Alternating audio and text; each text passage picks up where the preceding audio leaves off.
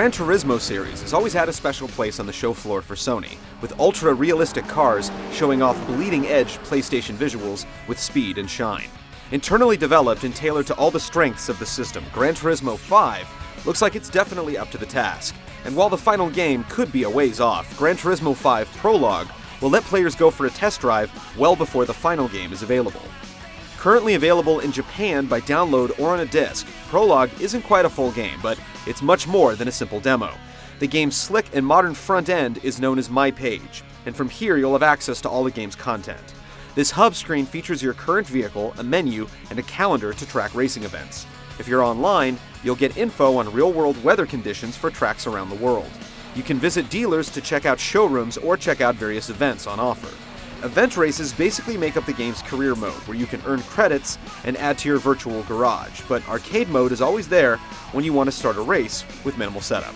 Of course, the real focus of the Granturismo series is the cars. Fans of the series will find exactly what they expect: machines that look good and have their own distinct feel.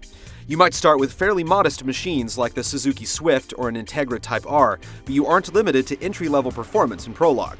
With enough work, you can work your way up to cars with a beastly performance to match their beastly price tag. The Japanese version of Prologue offers 37 vehicles, but Sony claims the US version will have more.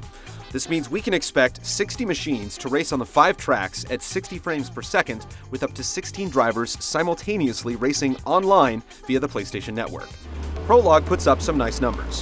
What's genuinely new? A graphics and physics tweak is expected with the jump to new technology, but the game's new in-cockpit view, which actually models the dashboard, instrument panels, and hands on the wheel, is a substantial addition that lets the game show off the interior and exterior. It may not be the most effective racing view, but it might be the most exhilarating. Meanwhile, an improvement to driver AI gives computer-controlled racers slightly more convincing behavior, letting them react to your presence rather than simply seeking the ideal line. Another addition to the series that's completely separate from the gameplay is Granturismo TV, an online feature that's another way the game extends its love of all things automotive. Here you can check out worldwide motorsport programming, including special features and behind-the-scenes looks at vehicles or events. While the full version of Granturismo 5 still doesn't have an official release date, it's interesting that this tease is being tested in North America. Despite only being half a game, you'll still need to shell out $40 to get the early look for yourself. Fans likely have already made up their minds, but it'll be interesting to see if it resonates with those with only a passing interest.